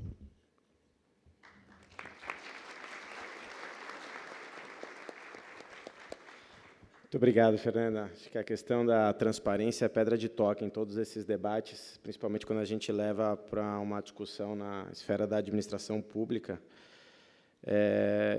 justamente para poder fomentar a discussão na sociedade mesmo. A partir do momento que você tem transparência e tem uma iniciativa proativa dos governos em relação a o que quer se fazer em relação a uma gestão eficiente por meio da utilização de dados, quando há essa transparência inicial, você consegue efetivamente discutir se é isso que realmente a sociedade quer e quais são as respectivas contrapartidas. E apenas para comentar alguns dos exemplos que você utilizou, principalmente para a segurança pública, hoje em dia você tem banco de dados de digitais que são comparadas em qualquer tipo de evidência que é coletada e efetivamente para identificar eventuais potenciais criminosos em investigações. E isso, como eu já comentei, tem uma migração aí que está sendo realizada para a identificação facial, e um estudo de 2016 pelo Centro de Privacidade e Tecnologia da Universidade de Georgetown mostrou que cerca de metade da população adulta nos Estados Unidos, por exemplo, tem seu rosto fichado por sistemas de reconhecimento facial. E assim, você tem retrato falado, você tem reconhecimento facial, e, de fato, nos parece ser interessante, a partir do momento em que você tem um foragido, ter uma identificação para conseguir identificá-lo. Mas a velha questão é quando você coloca tudo isso numa mesma base de dados e você tem um desvio de finalidade. Então, a grande questão é do desvio da finalidade de um propósito que você tem inicialmente como sendo efetivamente legítimo. E um outro ponto que você comentou sobre os algoritmos, só em relação à transparência ainda, só lembrando, as principais penalizações que nós temos em relação à iniciativa privada, tanto nos Estados Unidos como na União Europeia, elas são efetivamente por uma ausência de transparência necessária em relação aos tratamentos de dados, isso para a esfera privada. Uma outra questão que são dos algoritmos, que são extremamente relevantes, e a gente já vê aí também, na Europa, algumas penalizações de algumas empresas privadas com abuso da utilização de algoritmos para fins de concorrência desleal, enfim, essas pautas já estão nos tribunais. E aqui no Brasil também, na questão do score de crédito, de uma forma geral, em que o STJ decidiu que deveria haver uma transparência maior, mantendo aí o segredo industrial do próprio algoritmo, mas aí a gente está falando da esfera privada e não pública. Quando a gente fala de carros autônomos, ônibus autônomos, de uma forma geral, quando eu estudava, pelo menos lá na Faculdade de Direito, as excludentes de ilicitude, quando você se via numa situação em que você está dirigindo o carro, você pode virar para a direita e matar uma pessoa, você pode virar para a esquerda, matar 2 pessoas, ou se você for reto, você vai colidir e pode morrer, qual a opção que você toma e quais são as excludentes e a responsabilidade criminal.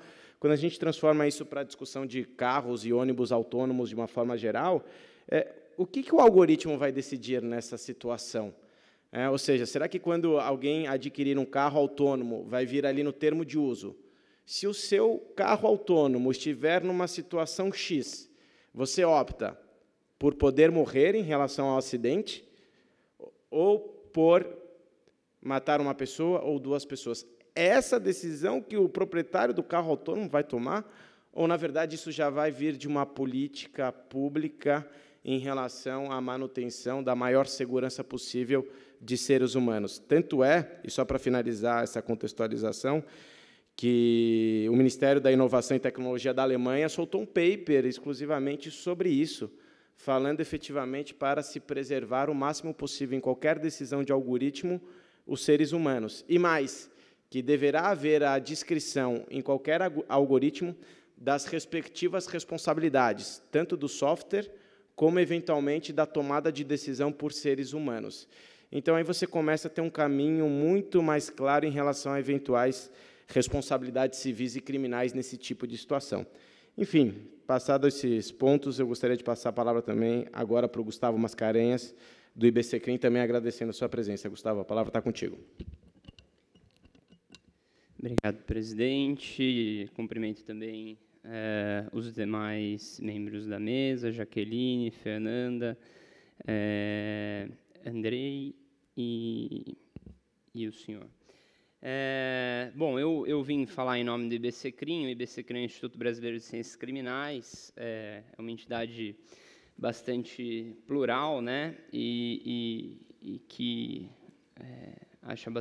nós consideramos bastante importante nos envolvermos em debates que podem trazer resultados um pouco maiores do que a ciência criminal em si, o Instituto Brasileiro de Ciências Criminais. Então, a gente gosta de enfatizar que o S é todo o resto que a gente quer entrar.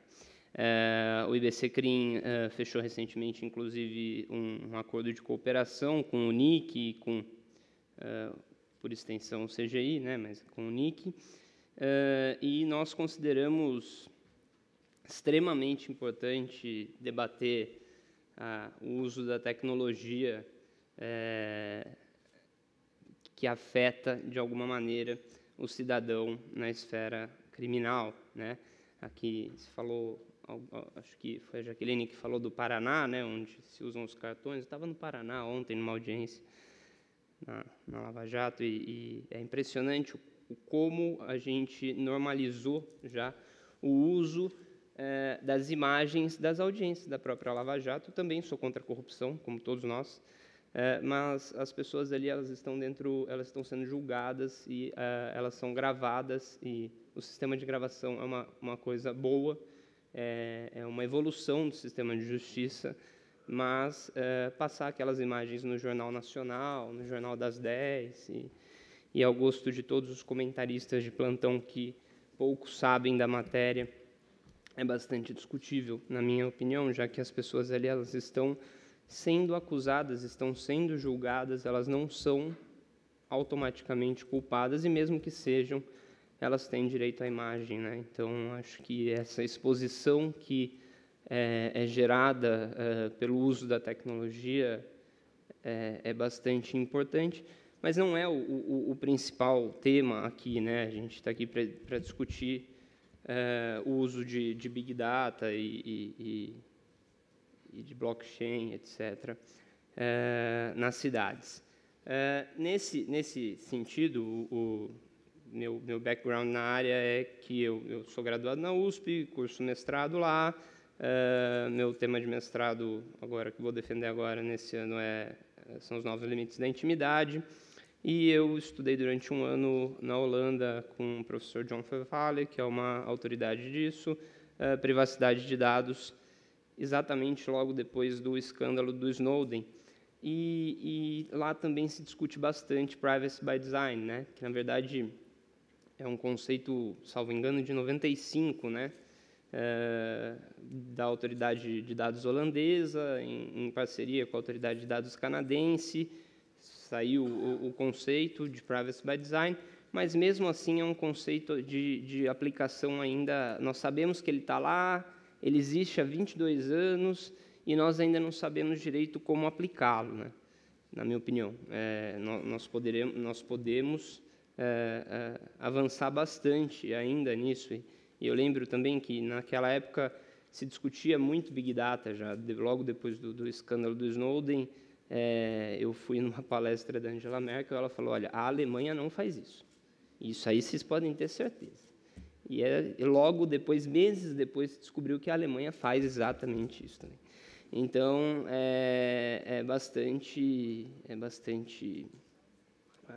os governos, eles querem, de alguma maneira, dominar os dados. Os agentes públicos usam a justificativa de que é para melhorar o bem-estar geral da população, né? Mas nós sabemos que agentes públicos também erram, e erram bastante. Então, nós gostamos bastante de importar coisas americanas no direito penal no Brasil. Vide o Instituto da Delação Premiada. Mas uma das coisas que nós possivelmente vamos importar nos próximos anos e que preocupa bastante o IBCCRIM é o uso de Big Data para dizer o risco de um cidadão. Então, alguns estados americanos usam já algoritmos, né, robôs algoritmos de dados para dizer ao juiz qual é o risco daquele cidadão cometer novos crimes e qual deveria ser a pena aplicada a ele. E isso é bastante grave. Então, há alguns programas, há, por exemplo, um da Virgínia, que é estadual, e que, de repente, se descobriu que, nossa, o programa ele dá uma pena maior se a pessoa é negra.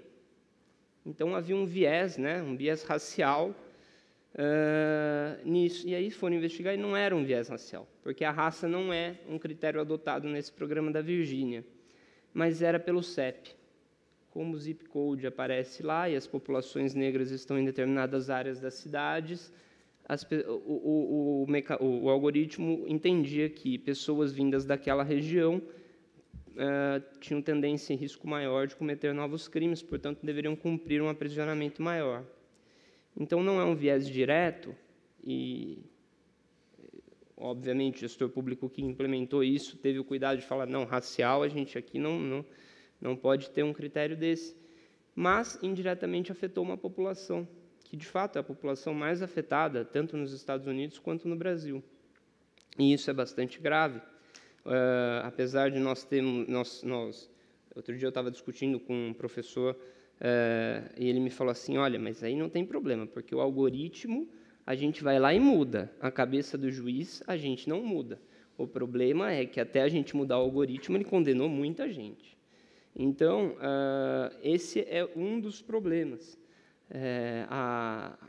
Em outro estado, em Wisconsin, recentemente até, né, em dezembro, a Suprema Corte dos Estados Unidos julgou o caso Wisconsin versus Loomis, Eric Loomis foi condenado a 6 anos de prisão porque fugiu da polícia, em alta velocidade.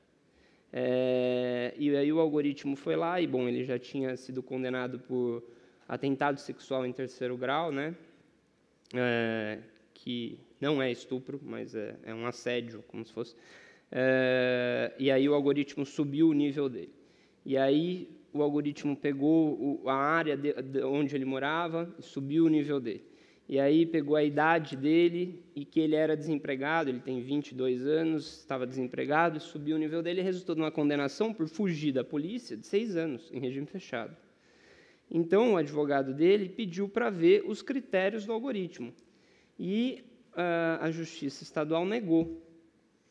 E negou porque a empresa, a Northpoint, que é dona do programa que recomendou a condenação, nesse caso, o Wisconsin, eles usam um programa privado que eles compraram, que é o Compass, da Northpoint. A Northpoint disse, olha, isso aqui é segredo industrial, esse algoritmo aqui a gente não pode revelar. Então, a pessoa não teve direito a saber exatamente como se chegou à conta de que ela deveria ser condenada a 6 anos em regime fechado por fugir da polícia. Isso é gravíssimo. A Suprema Corte Estadual negou o recurso dele e a Suprema Corte dos Estados Unidos também negou o recurso dele, com base na propriedade intelectual. Ele está preso. Então, se essa moda pega no Brasil, vai ser bastante difícil. Nós nos preocupamos bastante com isso, né? As cidades inteligentes agora, elas estão começando a desenhar por programas e por algoritmos o que a gente já tem e vocês podem testemunhar no Tropa de Elite, que é a mancha criminal. Tem aquela vez lá que eles vão lá, os 2 aspirantes, né, eles vão apresentar para o capitão a mancha criminal, está toda bem feita, o cara estudou os dados, ele falou, não, isso aqui você pode jogar fora, você está louco. Tem um monte de assassinato na minha área, aqui não tem assassinato, não. Então, o programa, de fato, é mais eficiente. E Los Angeles tem um programa pioneiro, salvo engano, usa a IBM, que é o PredPol, né? É uma polícia preditiva. Então, eles mapearam as áreas e eles sabem, com base no clima, na temperatura, no trânsito, são várias variáveis que dizem onde que a criminalidade, naquele dia, pode ser maior. E, de fato, eles conseguiram diminuir o número de roubos a 1/4 de 3 anos atrás. Então, é um programa bastante eficiente, no sentido das cidades inteligentes. Mas, quanto o Estado está dominando os seus cidadãos para chegar a esse resultado? Isso é bastante importante da gente entender também. E o que ele vai fazer depois com aquela população? Então, eu não conheço o algoritmo do PredPol a fundo, mas eu posso ter certeza que ele analisa certas áreas da cidade como áreas de risco maior. Quem são as populações que estão naquelas áreas interessa para a gente, se a gente quiser também, além de preservar a privacidade, preservar direitos fundamentais, né? Não, a gente sabe que é preciso um policiamento mais eficaz, maior, perdão, em certas áreas da cidade, mas ele deve ter eficácia parecida. Outro dia, um comandante da rota disse aqui em São Paulo que ele não pode policiar e abordar do mesmo jeito uma pessoa nos Jardins e uma pessoa na Vila Sônia. Ele está completamente errado. Ele deve abordar exatamente igual as 2 pessoas e, na minha opinião, ele deveria abordar na Vila Sônia como ele aborda hoje nos Jardins. No máximo, porque ainda nos Jardins ele aborda de uma maneira estranha. Mas o empoderamento do cidadão nesse ponto deveria ser um dos focos das cidades inteligentes. E não que você diminua a criminalidade, que você, em outras áreas, mas na minha área, que você diminua a criminalidade. O cidadão deve ser empoderado também, deve saber os porquês do policiamento aumentar naquele ponto, naquele bairro. Ele deve poder discutir se, de fato, além do que o algoritmo diz, na área dele, ali onde ele mora, deve ter mais polícia ou não. Ou se a polícia deve abordar de uma maneira ou de outra. E aí a gente pode discutir mecanismos de participação nas cidades inteligentes, né? Hoje nós temos um déficit muito grande de mecanismos de participação. Existem algumas plataformas, eu não vou falar o nome de todas aqui, uma eu vou falar, que é o participa.br, que é muito ruim. Inclusive, é uma consulta pública para mudar a lei do CGI lá, que é horrível. Eu contei, tem 16 opiniões pessoais. Quer dizer, isso é absurdo. Nós temos 201 milhões de brasileiros e 16 pessoas querem dizer como que vai mudar uma lei. É pouco. Mas há outras plataformas e iniciativas que têm ideias boas, mas que, por exemplo, apoiam as 10 medidas contra a corrupção da maneira assim, ou fica ou sai. Não há uma opinião, não há uma contribuição.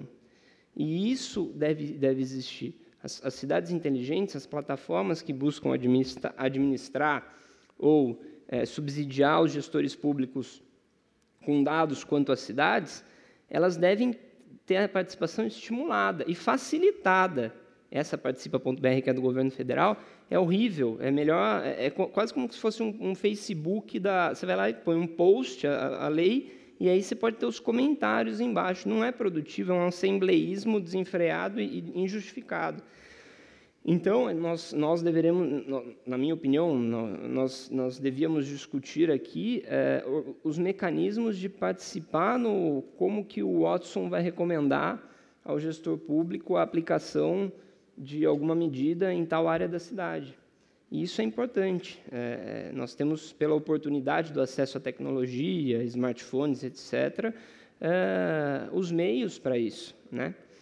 E aí também é bastante importante que nós tenhamos em conta outros pontos, né? Então, aqui a gente falou do fingerprint, né? Dos bancos de impressões digitais. O Brasil aprovou uma lei de bancos de DNA. Graças a Deus, ela não foi implementada. Foi aprovada em 2014. Por ela, na Espanha há uma lei parecida, né? Mas, em síntese, as duas leis, elas permitem que os condenados tenham recolhido material genético, de DNA, para eventuais novos crimes. E isso é mais um exemplo de americanização do problema, né? Porque eu até sou a favor de você recolher a impressão digital, mas você vai colocar o DNA de uma pessoa no banco de dados? Com que segurança? Quem que vai garantir a segurança daquele banco de dados? O Estado brasileiro era vigiado pela NSA de maneira desenfreada, ainda deve ser, inclusive, mas assim, então a gente vai colocar o DNA de uma porção de brasileiros ali, porque foram condenados por esse ou aquele crime, e sem a tutela de segurança mesmo. Então vamos colocar em blockchain. Tudo bem, mas aí a gente vai ter que discutir uma política pública de elaboração de uma blockchain para isso, por exemplo, né? Não interessa, o gestor brasileiro, o que a gente percebe na área criminal é que é o seguinte: saiu uma lei nos Estados Unidos, ele quer fazer igual. Saiu um crime no Fantástico, ele quer reagir. Se sair um crime no Fantástico, que nos Estados Unidos tem uma lei para coibir, segunda-feira está no Congresso. Isso é muito complicado, né? Não dá para a gente fazer um banco de DNA, porque se viu no Netflix que DNA pode resolver crime. Não dá para a gente começar a elaborar políticas públicas de predpol aqui em São Paulo, com o comandante da rota que diz que ele policia de um jeito nos Jardins e outro jeito na Vila Sônia. Não dá para a gente começar a querer falar que não, vamos fazer presídio privatizado. Os primeiros 3 presídios privatizados no Brasil foram fechados, porque não conseguiam gerir de maneira adequada os presos. E nós temos uma população carcerária que merece, e também nós todos estamos expostos a nos tornarmos uma população carcerária, querendo ou não, e essa população merece cuidado e respeito por parte do Estado, né? E há aqui, pela oportunidade do acesso aos mecanismos de comunicação e a smartphones mesmo, etc., da população poder participar na gestão dessas políticas públicas que, de fato, podem ser muito mais eficientes com o uso e análise de maneira adequada dos dados, né? eu sou super a favor do uso de algoritmos para maximizar a eficiência da gestão pública, mas eu também acho que o cidadão deveria ter acesso melhorado a participar dessa gestão pública, né? E que nós temos que ter bastante cuidado com os dados desses cidadãos, que até tem o trabalho do Bruno sobre isso, né? E, de fato, nós precisamos de uma lei geral de dados de maneira urgente, porque se a gente começar a achar bonito colocar predpoll, se a gente começar a achar bonito colocar isso e aquilo, e não estudar direito como vai se colocar, ou seja, fazer sem método, fica bastante difícil.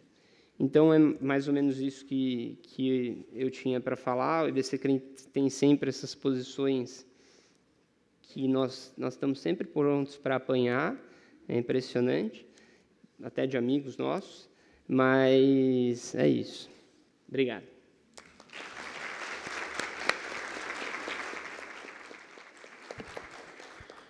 Muito bom, Gustavo. Obrigado pela sua participação. Acho que esses casos que você comentou merecem muita atenção, principalmente uma análise mais profunda dessa decisão judicial que você comentou, que fazer a dosimetria da pena com a individualização da conduta do indivíduo com base no algoritmo, sem ter numa decisão judicial o esclarecimento necessário por que foi aumentada a pena, em razão do segredo industrial, isso nos parece uma aberração jurídica, ainda mais se mantida pela Suprema Corte dos Estados Unidos, precisa ser aprofundado para a gente avaliar mesmo, para que algo semelhante, efetivamente, não chegue no Brasil nesse grau, né? Então, enfim, são pontos extremamente relevantes.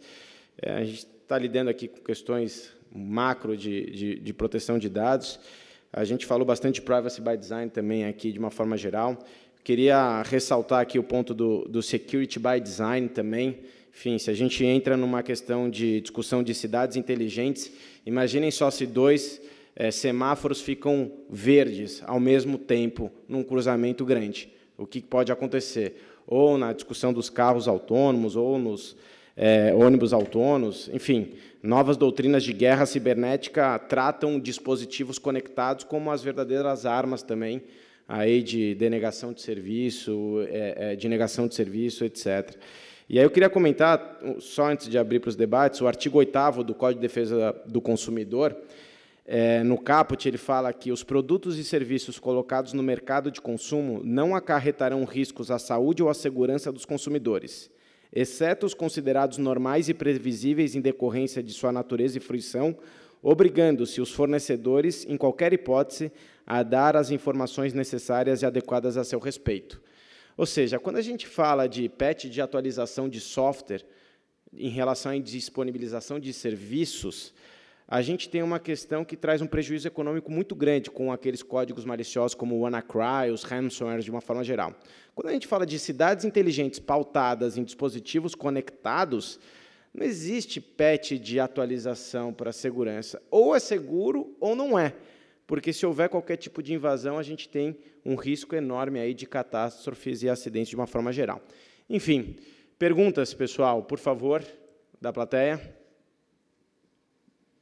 Ali. Tem aqui também? Então, vamos lá. Acho que a gente pode coletar umas 3 perguntas diretas para abrir aqui depois. Bom dia a todos. Oi, Rita. Bom dia, Rony, tudo bem? Tudo bem? Quanto tempo? Parabéns aí pelos gêmeos. Obrigado. Bom dia a todos. Gostaria de aproveitar a presença da Fernanda, que trabalha na prefeitura, parabenizá-la aí pela exposição.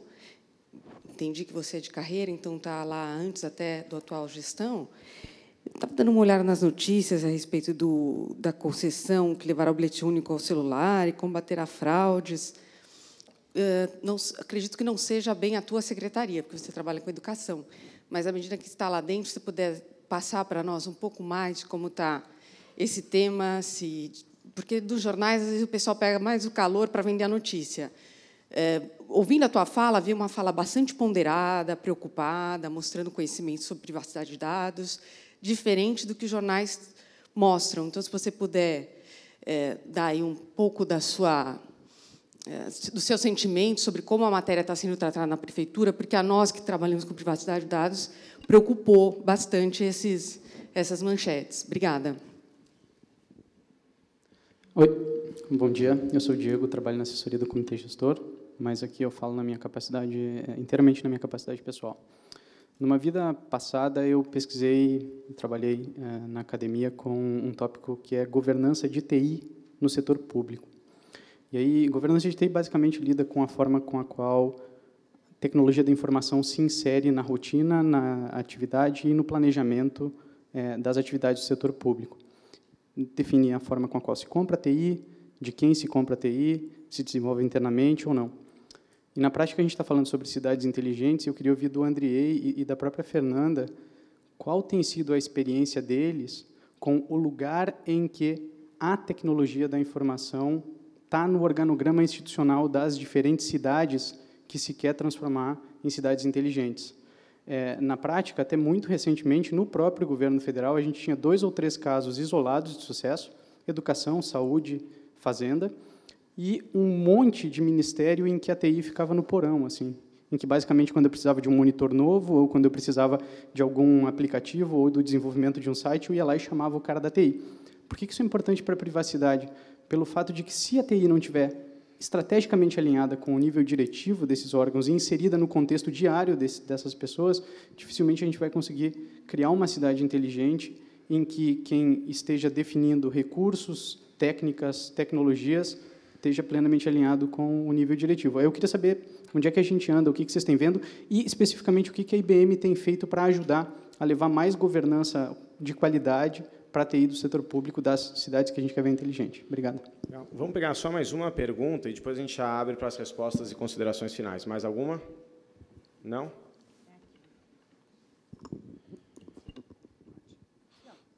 Obrigado. Meu nome é André Chaqueta, sócio do Pinheiro Neto. Parabéns a todos. Mas eu tenho uma curiosidade, acho que especialmente a Jaqueline, que falou sobre gestão de dados pelo poder público, mas quem se sentir à vontade, por favor, tente me ajudar. Mas tem um exemplo, acho que aqui em São Paulo, a Prefeitura de São Paulo, que é a regulamentação dos OTTCs, que são as empresas que oferecem transporte individual privado. E, a partir disso, sob o argumento da execução de políticas públicas, tem regras bastante específicas sobre a coleta de dados obrigatória através das empresas que prestam esse serviço. O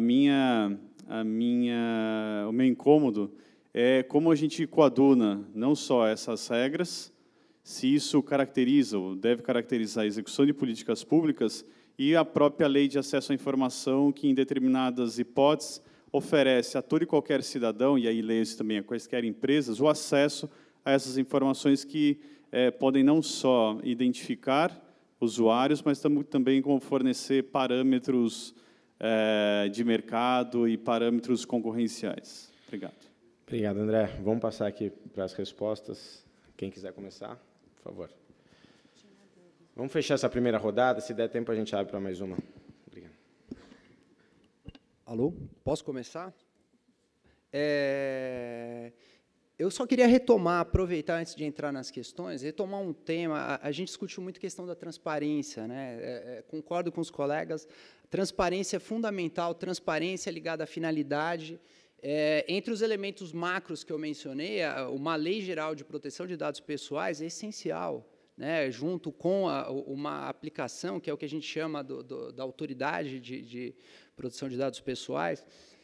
Enfim, para entrar nesse debate, a transparência junto com a finalidade, isso e evitar o desvio de finalidade, né, que foi mencionado aqui, é algo essencial. Outro ponto, só que eu queria retomar, a gente trabalha muito, eu tenho trabalhado muito com a computação cognitiva, os sistemas de computação cognitiva, que a gente entende que é a nova era, que está, inclusive, suplantando a era da codificação. Então, desse ponto de vista de governança de algoritmos, eu acho que a gente precisava avançar, dar um passo além, e mais do que o código, O que está no código é como que um sistema cognitivo, como que um sistema de inteligência artificial foi ensinado, porque a gente já passou dessa fase do código. Se você for abrir o código de um sistema de inteligência artificial, um sistema cognitivo que a gente prefere, entre aspas, o código é vazio. Quais foram os processos que você ensinou aquela máquina a chegar a determinada decisão? Né? E isso não é uma questão de codificação, não é uma questão de abertura de código-fonte. Isso tem que estar a empresa, né? O sistema que foi montado, ele tem que ser passível de ser inteligível por seres humanos e fiscalizado por seres humanos. Né? Como é que a gente chega a uma decisão que vai afetar a vida de pessoas, né? No caso, no contexto de uma cidade inteligente? Enfim. Andrei, e só esse ponto, a decisão do STJ sobre scoring de crédito é exatamente nesse sentido. O código não necessariamente precisa ser aberto, mas sim precisa estar disponível aos cidadãos quais foram os critérios utilizados para se chegar àquela pontuação. E só nesse ponto, então, se eu puder também, eu acho que na esfera criminal ele deveria ser aberto, sim. Eu sei que o Watson não é aberto, mas eu acho que eu sei que ele também não tem essa aplicação. Mas no caso do Compass, ele deveria ser aberto, sim. O cidadão tem direito a saber por que ele foi, quais foram os critérios que foram utilizados para condená-lo. Nesse ponto de vista, os critérios você vai saber porque eles vão estar lá. Você vai saber quais são todos os critérios que, quando você ensina um sistema de inteligência artificial, um sistema cognitivo, você fala quais são os critérios que você quer que ele ranqueie, que ele considere ou não. Está explícito. O código entra na questão da propriedade intelectual. Como você protege uma propriedade intelectual? Por exemplo, eu mencionei aqui uma solução, por exemplo, 97% dos bancos ou 90% das operações de cartão de créditos usam determinadas soluções nossas. Se você abre o código-fonte, quem vai cuidar? O governo brasileiro? Quais são os critérios de proteção desse protocolo que vai afetar 97% dos bancos ou 90% das operações e transações de cartão de crédito? Então, a questão da segurança do que está por trás do código é algo que a gente tem que tomar muito cuidado. E abertura de código-fonte, você tem iniciativas internacionais, como o Common Criteria, que você pode fiscalizar, auditar e olhar o que está por trás daquele código-fonte de uma maneira mais segura, pensando e considerando o próprio security by design, né, e buscando a transparência. Enfim, só para finalizar o ponto do Diego, enfim, Diego, a gente tem trabalhado com governos, eu acho que é um passo que a gente aprende junto com os governos para melhorar a gestão de TI. De fato, você teve, se eu não me engano, em 2016, o último governo federal lançou um decreto de governança da informação, no qual está obrigando os ministérios a terem um comitê de governança da informação. Como é que você faz essa gestão? A gente precisa ir além também para pensar como que avança isso também para os municípios, né? Eu acho que é um trabalho de parceria e, felizmente, tem melhorado. Né, os municípios têm entendido que segurança da informação é fundamental, você tem que, não é só uma coisa de TI, né, é essencial para a gestão pública, é essencial para a segurança, para a privacidade, enfim.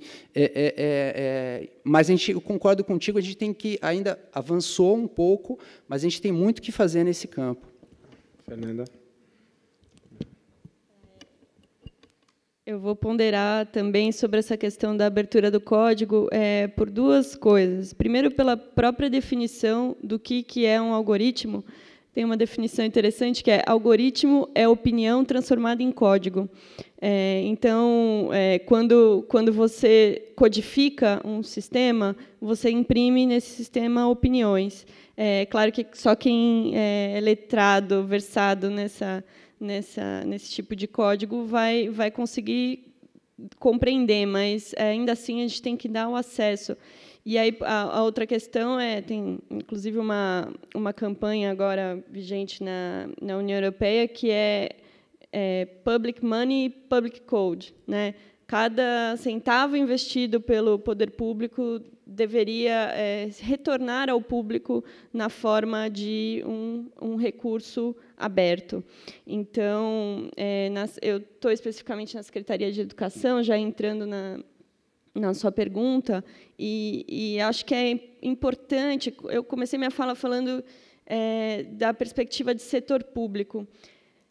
Sim, eu tô lá desde junho de 2013, desde o início da Controladoria Geral do município, apoiei a implementação da área de transparência da Controladoria, fui coordenadora da área de promoção da integridade, que era justamente a área que pensava a transparência, a abertura de dados e a questão da proteção dos dados pessoais. A partir do momento que eu assumi o concurso público, eu fui designada para a Secretaria de Educação, ainda no ano passado. E eu acho que o que a gente tem que acompanhar é que tipos de garantias legais que a gente tem, que tipos de conquistas que a gente teve enquanto cidade para a administração pública, como, por exemplo, a criação da Controladoria Geral do município, como que a gente garante que essas conquistas permaneçam, que não haja retrocessos, e compreender como é heterogêneo dentro de a gente não encarar o Estado como um bloco monolítico. A gente tem muita visibilidade das figuras que estão à frente, né, dos governos, prefeitos, os governadores, mas a gente tem uma diversidade de atores que estão operando e implementando políticas. Na Secretaria de Educação, a gente teve a portaria de governo aberto, tem a portaria que determina a questão do acesso a informações pessoais para a pesquisa acadêmica, que é um ponto cego, na minha opinião, da LAI, da Lei de Acesso à Informação, porque ela fala que é uma exceção da questão da privacidade, do acesso a informações pessoais, é a pesquisa científica de comprovado interesse público.